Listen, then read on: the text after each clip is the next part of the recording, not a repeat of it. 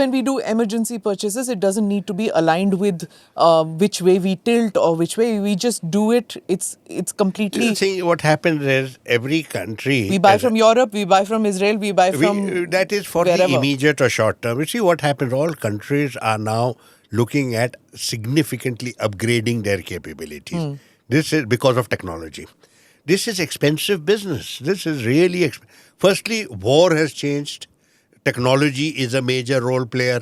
Drones are major role player in this. You don't have those old mass tanks going into massive battle array.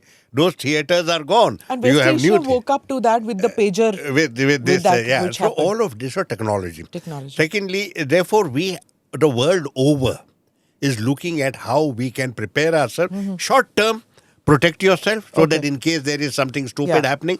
But really speaking, the mind is focused on the midterm. Capabilities at home, which is expensive business. If I was sitting in India, such a large country, we have challenges which are both terrestrial as well as maritime.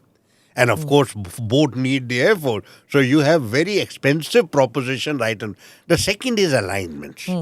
Building up alignment. Now what has happened with India is India has alignments but not alliances. We don't go for alliances. From 1947 till today, alliances is where you are part of a compact and you are a defense or some other compact, firm compact. BRICS, Quad, these are alliances? These are alignments. Alignments. Because there is no compulsion to accept a consent. There's no. Okay. There not. So ASEAN is an alliance, but it's an economic alliance.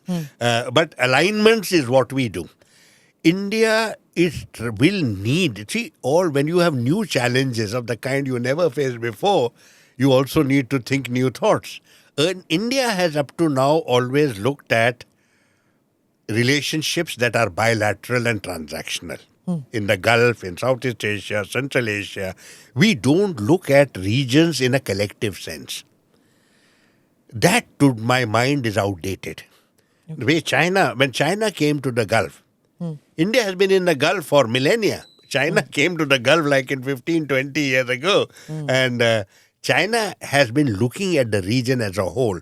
So you have dialogue platforms, China and the Gulf, China and the Arab League, besides bilateral transactions and bilateral relations. India doesn't.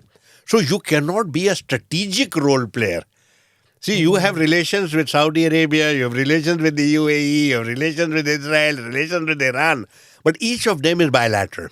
Therefore, India has shied away from playing any security-related role in any region, despite the fact that these regions are crucial for our national interest. But we mortgage this responsibility to other players. Like China is a major player in West Asia. That place is rightfully ours.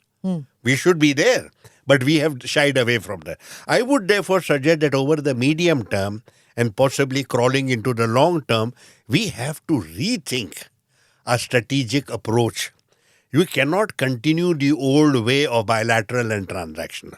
Countries if you want security in an alignment or an alliance, they also want the same security from you.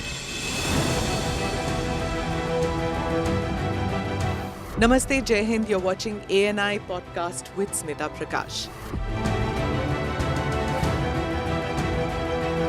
अगर हम उसको मस्जिद कहेंगे तो फिर विवाद होगा. The issue is टूटा है क्या भारत? 400 पार का मतलब ये है कि संविधान खतरे में है. क्या हम लोग ये निर्देश देते हैं कि फला को गिरफ्तार करके जेल डाल दें? वही तो कह रहे हैं सब. ये बेबुनियाद निराधार आरोप. सच्चा सुनना चाहो देखो स्मिता प्रकाश ANI. It does not lie.